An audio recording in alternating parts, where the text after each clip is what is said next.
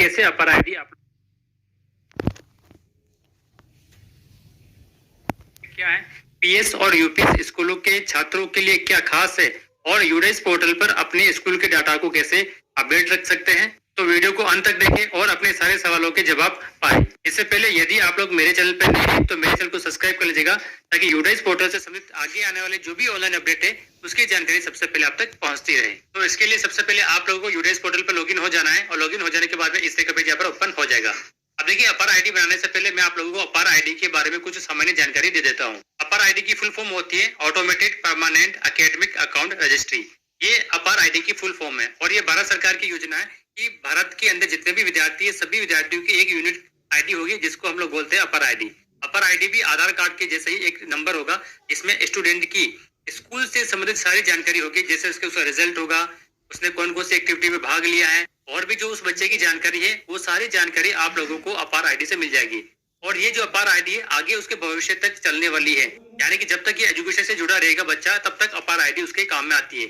जैसे कि आजकल चल रही है कॉलेज के अंदर ABC आईडी चल रही है, उसी तरह से यहाँ पर भारत सरकार ने बच्चों के लिए अपार आईडी जनरेट करने के लिए कहा गया है। तो इसके विषय दिशा निर्देश भी जारी हो चुके हैं और पहले ये कक्षा 9 से 12 तक के बच्चों को लिए ही स्टार्ट हुई थी योजना, लेकिन अब 1 से 8 तक के बच्चों को भी अपार आईडी जनरेट करने का ऑर्डर जारी हो चुका है। अपार आईडी से संबंधित और भी आप लोग अधिक जानकारी चाहते हैं तो मैंने इस पे एक फुल डिटेल वीडियो गाइडलाइन की वीडियो बना रखी है। आप लोग चाहे तो मेरे चैनल पर जाकर उस वीडियो को देख सकते हैं। इस वीडियो के लास्ट में भी आपको उसका लिंक मिल जाएगा, आप लोग उस पर क्लिक कर अपार आईडी से संबंधित और भी पूरी जानकारी प्राप्त कर सकते हैं। तो चलिए हम लोग यहाँ पर अपार आईडी बनाने का तरीका मैं आप लोगों को बता देता हूँ। तो यूडाइस पोर्टल पर लॉगिन हो जाने के बाद में इस तरह का पेज यहाँ पर ओपन हो जाएगा। यहाँ पर साइड में देखिए आप लोगों को एक अपार मॉड्यूल का ऑप्शन दिखाई दे रहा होगा।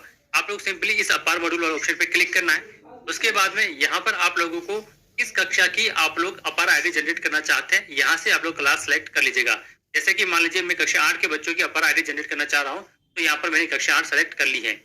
उसके बाद में सेक्शन सेलेक्ट कर लेंगे, सेक्शन ABCD जो भी आपका सेक्शन है वो सेक्शन सेलेक्ट कर लीजिएगा और गो बटन पर आपको क्लिक करना है।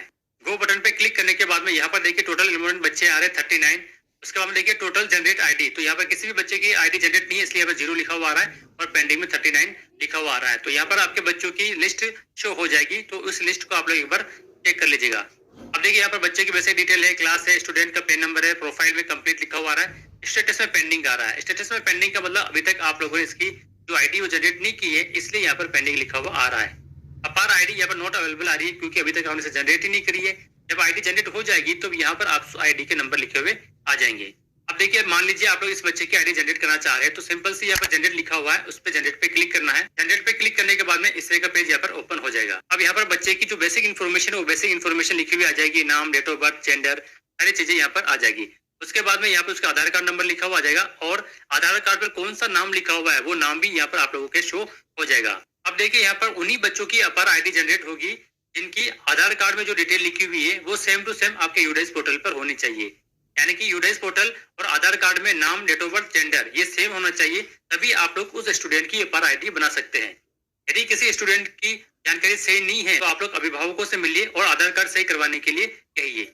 दूसरी स्थिति यह भी हो सकती है कि उस किसी बच्चे के आधार कार्ड ही नहीं बना हुआ है, तो ऐसी स्थिति में भी उस बच्चे की अपार आईडी जनरेट नहीं होगी। तो उसके लिए आप लोग अभिभावक से संपर्क कर उस बच्चे का आधार कार्ड बनाने के लिए हेल्प कर सकते हैं या फिर उनको कह सकते हैं। अब आप लोगों को लगता है कि आधार कार्ड, तो अब आपको चेक कर लेना है कि यहाँ पर जो आधार नंबर लिखे हुए उसके आधार कार्ड में क्या यही नाम लिखा हुआ है। अगर यहाँ पर नाम में कुछ स्पेलिंग मिस्टेक होती है फिर ये आधार नंबर कुछ गलत होता है तो आप लोग सिंपली इस चेक बॉक्स पे क्लिक करेंगे तो यहाँ पर फिर से आप लोग उस बच्चे का आधार कार्ड नंबर फिल कर सकते हैं और उस बच्चे का आधार कार्ड पर क्या नाम लिखा हुआ है वो यहाँ से आप लोग लिख सकते हैं। तो इस चेक बॉक्स को मैं यहाँ से हटा देता हूँ क्योंकि मेरी स्थिति में ये बिल्कुल सही है। एक चीज मैं आपको और बता देता हूँ, यहाँ पर देखिए नोट लिखा हुआ है कि ये जो अपार आईडी तब तक जनरेट नहीं कर सकते जब तक आप लोगों ने उस बच्चे के जनरल प्रोफाइल को अपडेट नहीं किया है। यानी कि आप लोगों को हर बच्चे की जनरल प्रोफाइल तो अपडेट करनी है, जिसे मतलब जीपी कहते हैं। जीपी तो आपको अपडेट करनी है तभी ये अपार वाला ऑप्शन खुलेगा, वरना ये अपार वाला ऑप्शन नहीं खुलेगा। तो इस पर भी मैंने एक वीडियो बना रखी है, जीपी, ईपी और एफवी कैसे अपडेट करें। आप चाहे तो मेरे चैनल पर जाकर उस वीडियो को देख सकते हैं। हम लोग यहाँ पर नीचे चलते हैं। अब यहाँ पर एक इंपॉर्टेंट जानकारी मैं आप लोगों को दे देता हूँ कि आप लोगों से अभिभावकों से एक सहमति पत्र लेना होगा। तो देखिए आपके स्क्रीन पर अपर आईडी बनवाने के लिए विद्यार्थी के माता पिता या फिर कानूनी अभिभावक से सहमति पत्र का जो प्रारूप है, ये फॉर्मेट आपके स्क्रीन पर यहाँ पर दिखाई दे रहा होगा। ये फॉर्मेट आप लोगों को हर विद्यार्थी को देना है और उनके अभिभावकों से भरवाकर वापस आप लोगों को मंगवाना है, जिसमें कि विद्यालय का नाम या फिर उसके पिता का नाम आ जाएगा, उससे क्या संबंध है वो आ जाएगा, है ना। और अपने पहचान पत्र के रूप में आप लोग अभिभावकों से एक कोई सी भी आईडी लेंगे और उस आईडी के नंबर भी लिखेंगे, जैसे आधार कार्ड हो गया, पैन कार्ड हो गया, ड्राइविंग लाइसेंस हो गया या फिर वोटर आईडी कार्ड हो गया। इन 4-5 चीजों में से कोई सी भी एक आईडी आपको लेनी है और उसके नंबर आप लोगों को यहाँ पर फिल करने हैं। ये नंबर आपको ऑनलाइन भी फिल करने होंगे, जो कि मैं आपको अभी आगे बताऊंगा। तो ये प्रारूप है, तो ये फॉर्मेट है, आप लोग इस फॉर्मेट को प्रिंट आउट निकलवा सकते हैं। इस वीडियो के डिस्क्रिप्शन बॉक्स में इस पीडीएफ का लिंक मिल जाएगा, वहां से आप उसको डाउनलोड करके प्रिंट आउट निकाल सकते हैं और अभिभावकों से भरवाने के बाद में आप लोग उसको अपने रिकॉर्ड में भी रखना होगा। नीचे यहाँ पर संस्था प्रधान की डिटेल आएगी और उनके डेट और सिग्नेचर भी यहाँ पर आप लोगों को भरवाना होगा। तो यहाँ पर देखिए सहमति पत्र है, ये इंग्लिश में है और वो भी मैंने जो आप लोगों को बताया था वो हिंदी में है।